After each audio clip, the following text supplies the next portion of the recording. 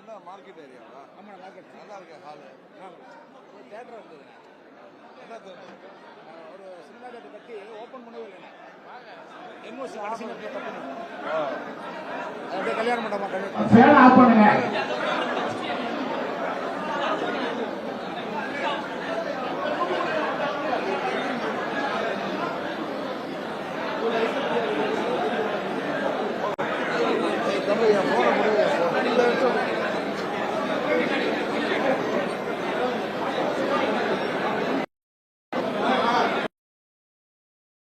யாரும் நிக்க வேண்டாம். மேடையில நிக்கிறவங்க எல்லாம் கொஞ்சம் பின்பக்கம் வந்துருங்க.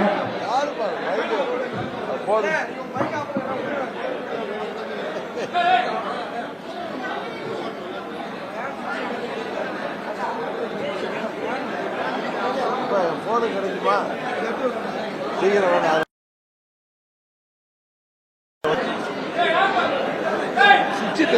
சார் எங்க விட்டுருங்க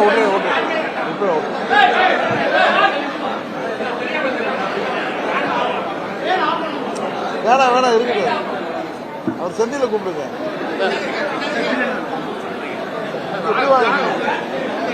அவரோட பஞ்சு முடியாது.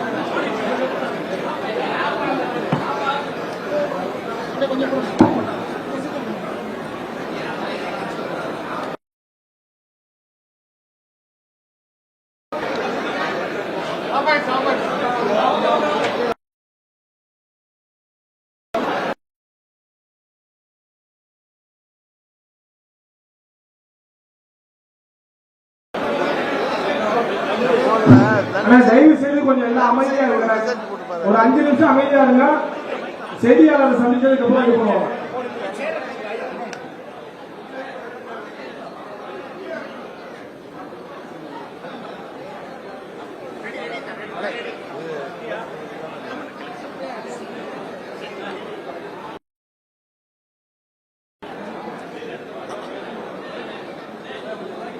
திருச்சி கிழக்கு தொகுதி சட்டமன்ற தொகுதிக்கான அனைத்து தரப்பு வட்ட நிர்வாகிகளிலிருந்து துணை தலைமை செயலாளர் வரை எல்லாரும் இங்கே கூட்டியிருக்காங்க. மாவட்ட செயலாளர் உட்பட இந்த தொகுதியில் வசிக்கின்ற அனைத்து நிர்வாகிகளையும் சந்தித்து வருகின்ற 26 தேர்தலுக்கான தேர்தல் பணிகள் குறித்து ஆலோசனை கூட்டம் தான் இது. அதற்காகத்தான் நாங்கள்லாம் வந்திருக்கோம். இனிமே நீங்க தான் கேட்கணும். அதுங்க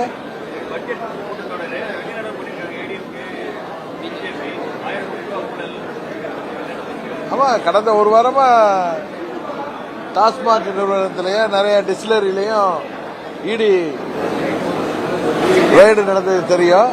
அதோட அவுட்கம்மா இடியோடைய நேற்று ஒரு ரிப்போர்ட்டை பப்ளிஷ் பண்ணியிருந்தாங்க. அதில் 1000 கோடி ரூபாய்க்கு ஊழலை கண்டுபிடிச்சிருக்கிறோம், கவர்மெண்ட்டுக்கு லாஸ் கண்டுபிடிச்சிருக்கோம்னு சொல்லியிருக்காங்க. அப்படிங்கிறது உண்மை. சட்டசபையில் என்ன நடந்துச்சுன்னு எனக்கு தெரியாது, நீங்க தான் சொல்லணும். மகளிர் திட்டங்களுக்கு அதிக நிதி ஒதுக்கியிருக்காங்க. சென்னைக்கு அருகே புதிய நகரம் உருவாக்கப்படும் சொல்லியிருக்காங்க. விடியல் பயணத்துக்கு அதிக அளவு நிதி ஒதுக்கியிருக்காங்க. இதெல்லாம் எப்படி பாக்குறீங்க? அடுத்த எலெக்ஷன் வர இருக்கக்கூடிய நிலையில புதிய திட்டங்கள் எப்படி பாக்குறீங்க? நிதி ஒதுக்கீடு எப்படி பாக்குறீங்க? அதாவது திமுக ஆட்சினால அது சயின்டிபிக் கரெக்ஷனுக்கு பேர் போட்ட ஆட்சி. இப்ப டாஸ்மாக்ல எவ்வளவு சயின்டிபிக்கா ஊழல் நடந்துச்சுன்னு உங்களுக்கு தெரியும். அதுபோல இப்ப கூட 2 நாளா பேப்பர்ல எல்லாம் பார்த்திருப்பீங்க, சென்னை மாநகராட்சியில கக்கூஸ் ஊழலே நடந்திருக்கு, பார்த்திருப்பீங்க. அதுபோல இன்றைக்கு நீங்க சொன்ன மாதிரி எல்லாத்துக்கும் நிதி ஒதுக்கப்பட்டிருக்கு, அது நல்ல விஷயம். ஆனா அந்த நிதியெல்லாம் மக்களுக்கு போய் சென்று சேருகிறதா என்று ஊடகங்களும் மற்ற எதிர்கட்சிகளும் பொதுமக்களும் தான் வாட்ச் பண்ணணும்.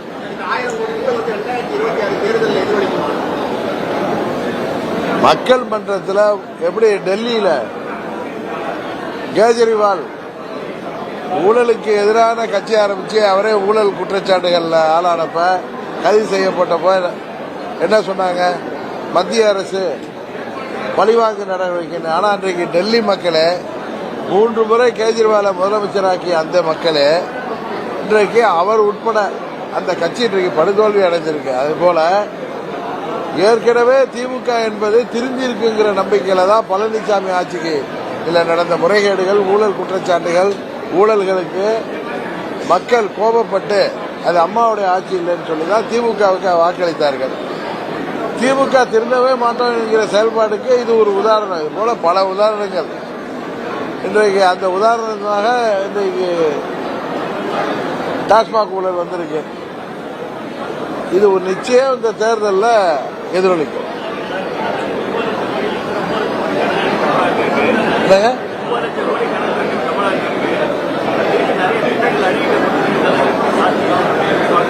இல்ல, பழனிசாமி ஆட்சி இருந்தப்ப இருந்த கடன் எல்லாம் இவர் ஊழல் சொன்னாரு. இப்ப இவங்க வந்ததுக்கு அப்புறம் 3 லட்சம் கோடி இருந்தது, இப்ப 4.5 லட்சம் கோடின்னு நினைக்கிறேன் இப்ப இந்த ஆட்சியில.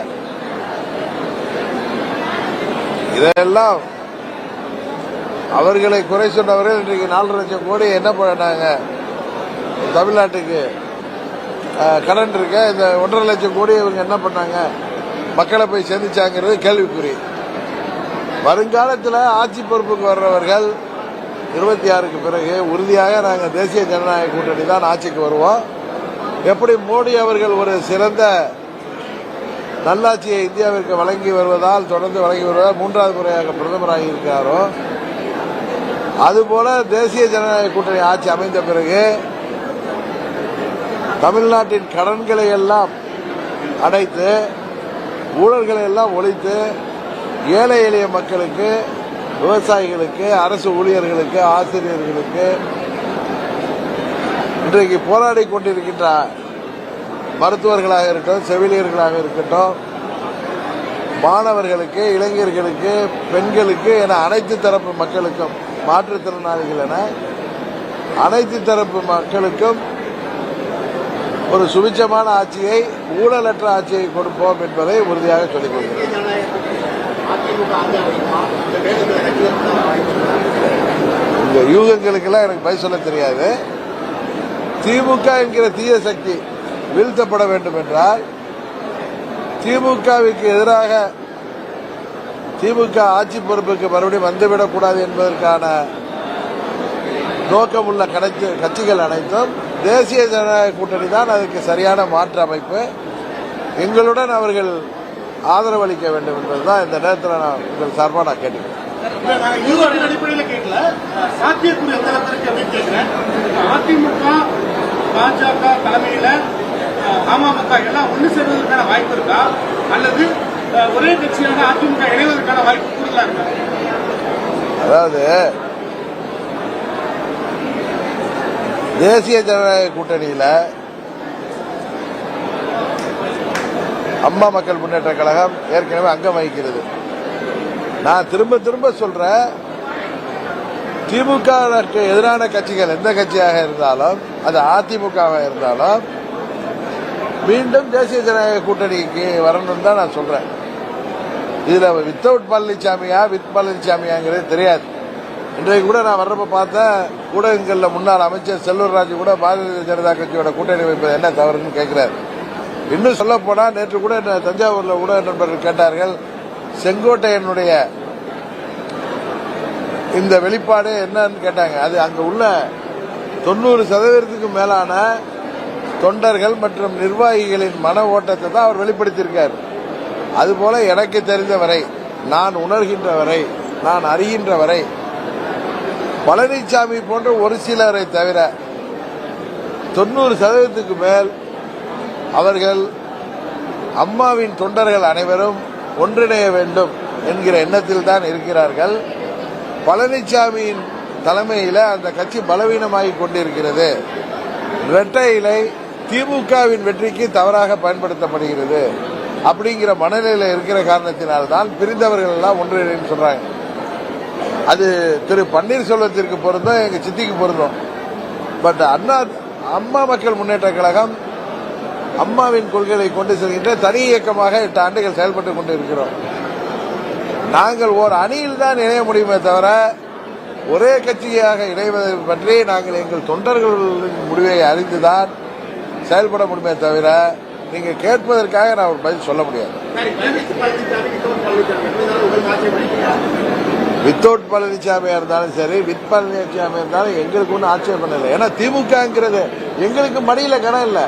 நாங்க யாருக்கும் துரோகம் செய்யல. எங்களுக்கு முதலமைச்சர் ஆக்கியவர்களுக்கு துரோகம் செய்தவர் யார் என்று தெரியும். அந்த பயத்துல தான் அவர் இப்படி பின்வாங்கிறார் தான் நான் நினைக்கிறேன். இன்னொன்று சுயநலம், பதவி வெறி, தனக்கு மேலே இருந்தவர்கள் அவர்கள்லாம் இன்றைக்கு தான் எப்படியோ லாட்டரி யோகத்தில் அவர்களால் இந்த பதவிக்கு வந்துட்டோம், எப்படியோ ஏதோ செய்து பொதுச்செயலாளர் ஆகிட்டோம், இந்த பதவியை இழந்து விடுவோங்கிற பயம்லாம் அவருக்கு தான் இருக்கும். ஆனால் எங்களை பொறுத்தவரை அம்மாவின் தொண்டர்கள் அனைவரும் ஓர் அணியில் இணைய வேண்டும் என்பதுதான் அம்மா மக்கள் முன்னேற்ற கழகத்தின் கருத்து. ஓர் அணினா ஒரே கட்சியா நான் சொல்லல, ஓர் அணியாக எல்லோரும் தேசிய ஜனநாயக கூட்டணியில இணைந்து மீண்டும் தமிழ்நாட்டில் அம்மாவுடைய ஆட்சியை கொண்டு வருவதற்கு அனைவரும் உழைத்திட வேண்டும் என்பதுதான் நான் திரும்ப திரும்ப சொல்லிட்டு வரேன். அதான் என்னுடைய கருத்து. நீங்க சொன்னது மாதிரி அதற்கு பாசிபிலிட்டி இருக்கான்னு கேட்குறீங்க. அரசியல்ல எதற்கும் பாசிபிலிட்டி இருக்கு, எதுவும் நடக்கும். மனது வைத்தால் எதுவும் நடக்கும். உறுதியாக தர முடியும். ஏன் தர முடியாது? அம்மாவுடைய ஆட்சிங்கிறது நல்ல ஆட்சி, ஒரு ஏழை எளிய மக்களுக்கான ஆட்சி. இந்த ஆட்சியின் பல திட்டங்களை மத்திய அரசாங்கம் சரி, மத்திய அமைச்சர்கள் சரி, பிரதமர் மோடியும் எவ்வளவோ பாராட்டுகிறார்கள். அன்றைக்கு பார்த்தீங்கன்னா டெல்லியில் பாராளுமன்றத்தில் அமைச்சர் தர்மேந்திர பிரதானாக இருக்கட்டும், நிதியமைச்சராக இருக்கட்டும், அம்மா அவர்களை இவர்கள் 89 மார்ச் 19 அன்றைக்கு மார்ச் 25 அன்று நினைக்கிறேன் சட்டமன்றத்தில் இந்த திமுக கூட்டம் தாக்கியதை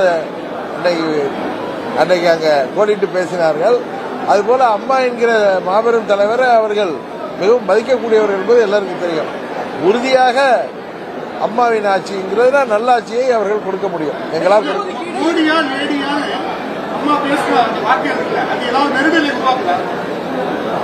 அந்த தேர்தலில் தமிழ்நாட்டுக்கு மோடிங்கிற பிரதம வேட்பாளர் வேணுமா, லேடிங்கிற இந்த சீஃப் மினிஸ்டர் வேணுமான்னு கேட்டாங்க. எங்களுக்கு முதன்மையாக தேவை அம்மா என்றுதான் மக்கள் தீர்ப்பளித்தார்கள். அதற்காக அம்மா அவர்கள் மோடிக்கு எதிரானவர் அல்ல. அம்மாவும் அவரும் நல்ல நண்பர்கள்.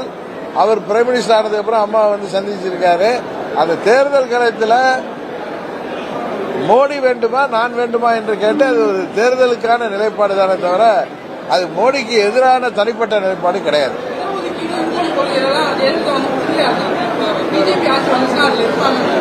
இல்லைங்க, நான் நேற்றே சொன்னேன், முதல் நாளும் சொன்னேன், பேரறிஞர் அண்ணா அவர்கள் தான் இந்த இந்தியை எதிர்த்து, இந்தி திணிப்பை எதிர்த்து 65 போராட்டங்கள், மாணவர்கள் போராட்டங்களுக்கு ஆதரவளித்து 67 ஆட்சிக்கு வந்த பிறகு தமிழ்நாட்டில் இருமொழி கொள்கையை கொண்டு வந்தவர் பேரறிஞர் அண்ணா. அவர் மாபெரும் சிந்தனையாளர், நடுநிலையான மனது சொந்தக்காரர். அவரே ஆட்சிக்கு வந்த 2 மாதங்கள்ல ஏப்ரல் மாதத்தில் அவர் கொடுத்திருக்கிற பத்திரிகை பேட்டிகள் எல்லாம் நான் தொகுத்து சொன்னேன்.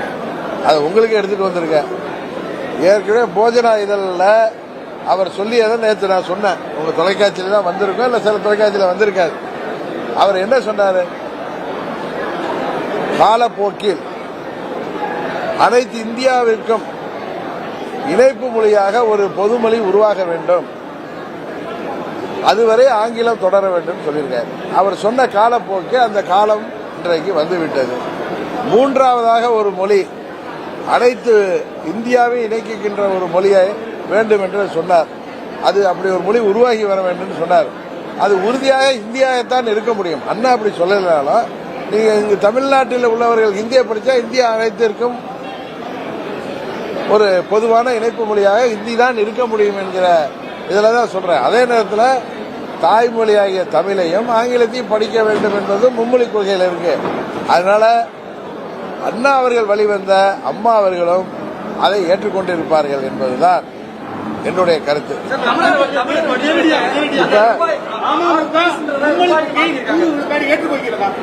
நாங்கள் அண்ணாவின் வழிவந்தவர்கள்.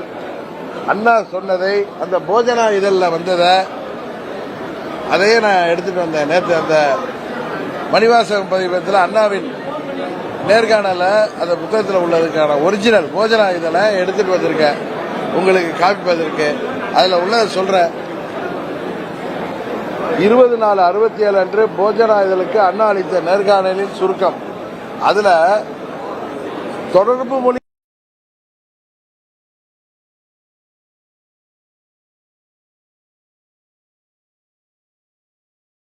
அதுவரை ஆங்கிலமே இணைப்பு மொழியாக நீடிக்க வேண்டும். 14 தேசிய மொழிகளுக்கும் சம மதிப்பு அளிக்கப்பட வேண்டும் சொல்லியிருக்காரு. இதோட அர்த்தம் என்ன? இன்றைக்கு அண்ணாங்கிறவர் ஒரு மாபெரும் தொலைநோக்கு பார்வையுடையவர், தீர்க்கதரிசி. அவர் பிப்ரவரி மாதம் ஆட்சிக்கு வந்து 2வது மாதத்திலேயே காலப்போக்கில் இந்தியா முழுவதற்கும் ஒரு பொதுவான இணைப்பு மொழி வேண்டும் என்று சொல்லியிருக்காரு. அந்த இணைப்பு மொழி எதுவாக இருக்க முடியும் என்றது நான் இப்ப அவர் கோடிட்டு காமிச்சது தான் நான் சொன்னேன். அதுபோல நண்பர் அண்ணாமலை ஏற்கனவே கனையாளியில வந்ததை ஹிந்து பேப்பர்ல வந்ததை வந்து காமிச்சார். அந்த கனையாளி இதழே நான் போய் நெட்ல எடுத்து எனது நண்பர்கள் அனுப்பியதை உங்கள்கிட்ட காமிக்கிறேன். நேர்காணல் கனையாளி இதழ் மே 1967. அதுல வந்து என்ன கேட்கிறாங்க அப்படின்னா, மும்மொழி திட்டத்தை பற்றி உங்கள் கருத்து என்ன? மும்மொழி திட்டத்தை பற்றி உங்கள் கருத்து என்ன? விடை: அதை நாங்கள் ஏற்பதற்கு தயார்தான். உங்களுக்காக தம்பி, அதை நாங்கள் ஏற்பதற்கு தயார்தான். ஆனால் மற்ற ராஜ்யங்களும் இதை பின்பற்ற வேண்டும். தற்போது குஜராத்தி மராத்தி பள்ளிக்கூடங்கள் சென்னையில் இருக்கின்றன.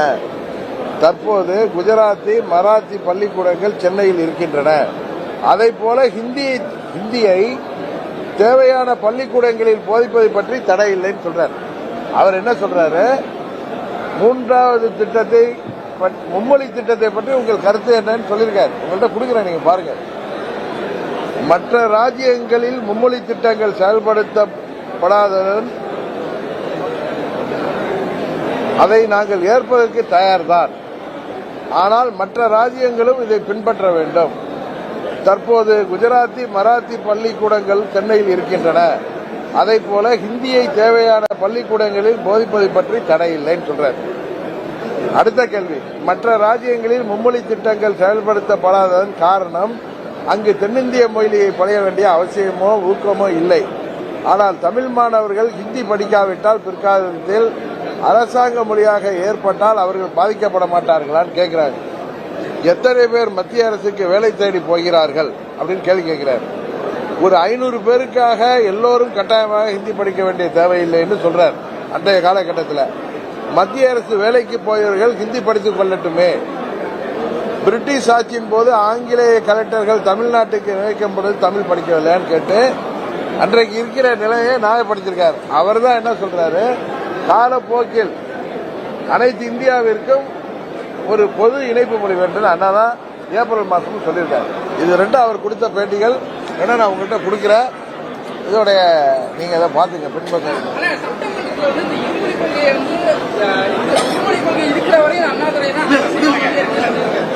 அண்ணா வந்து ஹிந்தி திணிப்புக்கு எதிரான போராட்டம் ஆட்சிக்கு வந்தார். இன்று அண்ணா உயிரோடு இருந்திருந்தால் இந்த ஹிந்தியை ஏற்றுக்கொள்வார் என்று சொல்றீங்களா? அததாங்க நான் சொல்றேன். அததான் நான் தாய்மொழி தமிழ்ல தானே சொல்றேன். பேரறிஞர் அண்ணா என்கிற அந்த தீர்க்கதரிசி தொலைநோக்கு பார்வையுடையவர். அவர் பிப்ரவரியில தானே 67 ஆட்சிக்கு வந்தாரு. ஏப்ரல் மாதமே போஜனா இதழுக்கு ஏப்ரல் 20ஆம் தேதி பேட்டியிலேயே என்ன சொல்லியிருக்காரு? திரும்ப சொல்றேன். அனைத்து இந்தியாவிற்கும் காலப்போக்கில் ஒரு பொது தொடர்பு மொழி வேண்டும் என்று உருவாக வேண்டும் சொல்றாரு. அதை நீங்க சரின்னு ஒத்துக்கிட்டீங்கன்னா என் கருத்து சரிதானே. இன்றைக்கு பேரறிஞர் அண்ணா அவர்கள் மாத்திரம் இன்றைக்கு உயிரோடு இருந்திருந்தால் உறுதியாக இந்த காலகட்டத்தில் இந்தியா முழுவதற்கும் ஒரு இணைப்பு மொழியாக உருவாகி வருகிற ஹிந்தியை உறுதியாக தமிழ்நாட்டிலே அனுமதித்திருப்பார். அதுதான் என்னுடைய கருத்து. நான் அதுக்கான ஆதாரங்களை கொடுத்திருக்கேன். இதை நான் தயார் பண்ணதில்லை, ஏற்கனவே அண்ணா சொன்னதோடைய ஆதாரம். அது மாதிரி தமிழ் மண்ணில் அவர் கொடுத்தது வந்துருந்துச்சு. தமிழ் மண்ணில் தமிழர் வடிவமைத்த இந்த ருபீஸ்ன்றது தமிழ்நாடு ரூபாய்னு மாத்திருக்காங்க. அது மத்திய அமைச்சர்லாம் அதுக்கு கண்டனம் தெரிவிச்சிருக்காங்க. தமிழ்நாட்டு மக்களும் கண்டனம் தெரிவிக்கிறாங்க. ஏன்னா இவங்க கேட்டா ஒன்றிய அரசுன்னு சொல்றதுனால இவங்க ஒன்றும் மத்திய அரசை ஒன்றும் சிறுமைப்படுத்த முடியாது. அதுபோல இதெல்லாம் ஒரு அலுப்பத்தனமான செயல். அந்த அந்த ஏற்கனவே ஆறுன்னு ஒரு சிம்பலை கண்டுபிடித்ததே ஒரு தமிழர் தான். இன்னும் சொல்ல போனா அவர் திமுக எம்எல்ஏட பையன் தான். அன்றைக்கு கருணாநிதி எவ்வளவு பெரிய விழா எடுத்தாரு. இவங்க என்னன்னா இந்த சின்ன பிள்ளைங்க எல்லாம் கோச்சிக்கிட்டு சீப்பை ஒழிச்சு வைக்கிறேன்னு சொல்லுவாங்கல்ல, அது மாதிரி வேலையில் இன்னைக்கு திமுக அரசாங்கம் ஈடுபட்டிருக்கு. அது அவர்களுடைய தவறுகள்லாம் ஒன்றா வெளிப்பட்டு வருது. அவர்களுடைய நடவடிக்கை அண்ணா வழி வந்தவர்களா இவர்கள் கேட்கிற அளவுக்கு இன்றைக்கு அண்ணா அவர்களே மூன்றாவது மொழியை ஏத்துக்கலாம் காலப்போக்கில் சொல்லியிருக்கிறத இவர்கள் புரிந்து கொண்டு இனியாவது இன்னொரு மொழி போர் வரப்போகுதுன்னா கதை விடாம இருக்கிற ஒரு ஆண்டுல இந்த ஒரு ஆண்டுல அது நல்ல பேர் எடுத்துக்கிட்டு வீட்டுக்கு போகணுங்கிறது தான் எல்லாருடைய எதிர்பார்ப்பு.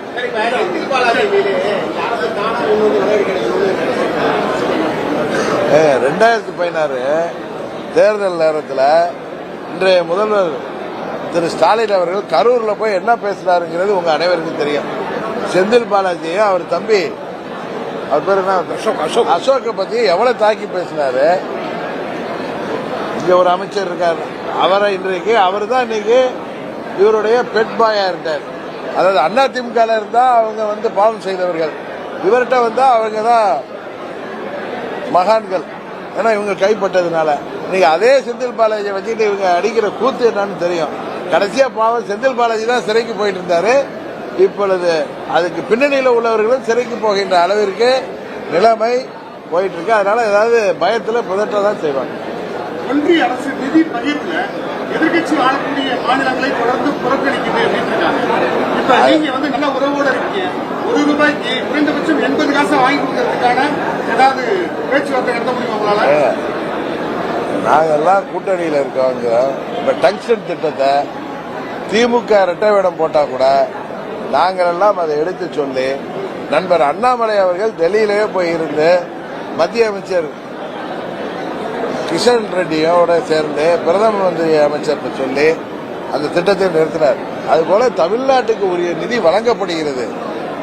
ஆனா இவங்க ஒரு பொய் பிரச்சாரம் திசை திருப்புகின்ற விதமாக இந்த ஆட்சியாளர்கள் செய்து கொண்டிருக்கிறார். தவிர மத்திய அரசு மற்ற மாநிலங்களுக்கு என்ன எப்படி நிதி வைக்கிறார் அப்படி தேவை இருக்கிற திட்டங்களுக்கு உறுதியாக நாங்கள் அதை பெற்றுத் தருவதற்கு நாங்கள் அனைவரும் தயாராக.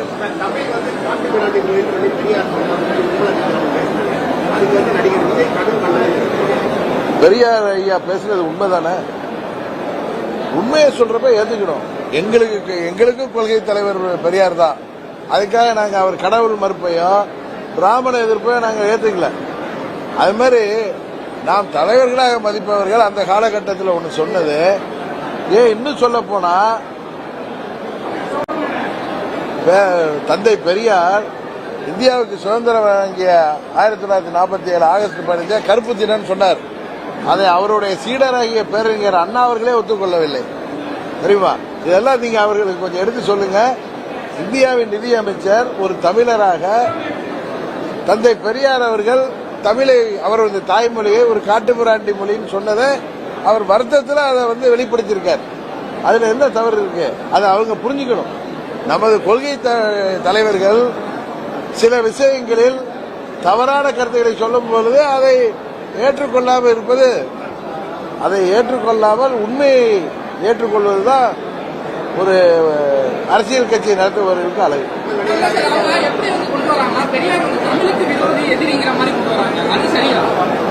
நீங்க அப்படி இன்டர்பிரட் பண்ணிக்கிறீங்க. அவங்க எடுத்துட்டு போறது நீங்க எல்லாத்துலயுமே குதர்க்கமா பேசினா. நேற்று ஒருத்தர் என்ன கேட்கிறாரு, ஒரு தமிழனா நீங்க ஹிந்தியை ஏத்துக்கீங்களா? தமிழன் ஹிந்தியை ஏத்துக்க கூடாது எந்த தமிழ்நாட்டில் ஏதாவது சட்டம் இருக்கா? நாமெல்லாம் பெரிதும் மதிக்கிற யார் பேர்ல கட்சி நடத்துறோமோ, யார் பேர்ல ஆட்சி நடத்துறோமோ, யார் சாமானியர்களுக்கு ஆட்சி அதிகாரத்தில் இடம் பெற்று தந்தாரோ அந்த ஹிந்தியை எதிர்த்த அந்த அண்ணா பேரறிஞர் அண்ணா அவர்களே சொன்னதை தான் நான் சொல்றேன். அது மாதிரி அவங்க பெரியார் சொல்லியிருப்பது நமது தாய்மொழியை அதை அவர் பெரியார் தமிழுக்கு எதிரின்னு அது சொன்னது ரைட்டா என்னன்னு தான் நான் கேட்கிறேன். அதை விட்டுட்டு நீங்க வேற இடத்துல போய் பார்த்துட்டு இருக்கீங்க. சொல்லலாமா? இப்ப நான் சொல்லியிருந்தா விடுவீங்களா நீங்க? அப்பாவோட ஆட்சியில்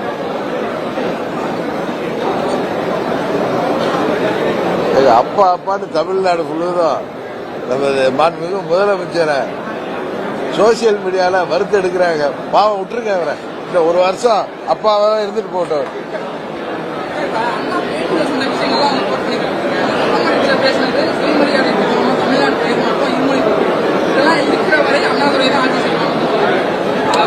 இவங்க வசதிக்காக சொல்றாங்க பிரதர். நீங்க நல்லா நடுநிலையா அண்ணா பேருங்க அண்ணா மாதிரி மனநிலையில போய் அண்ணா ஏன் பிப்ரவரி மாசம் இந்தியை எதிர்த்து போராடி ஆட்சிக்கு வந்தவர் ஏப்ரல் மாதமே காலப்போக்கில் அனைத்து இந்தியாவிற்கும் பொதுவான ஒரு இணைப்பு மொழி உருவாக வேண்டும் ஏன் சொல்றாரு? தமிழ் எப்படி அனைத்து இந்தியாவிற்கும் இருப்பாரு? உங்க ஆசை ரைட்டு. ஆனா இயற்கையில யதார்த்தத்தில் நடக்கிறது ஹிந்தி தான் உருவாகி வருது. அதை ஏத்துக்கணும். அதை அடுத்த வார்த்தையை சொல்லிருக்காரு. அதுவரை ஆங்கிலம் இருக்கட்டும் சொல்லிருக்காரு. இது என்ன சார் சின்ன பிள்ளை மாதிரி கேக்குறீங்க? அந்த பேப்பரை படிச்சு பாருங்க. நான் சொல்றதுல உள்ள உண்மைத்தன்மை தெரியும்.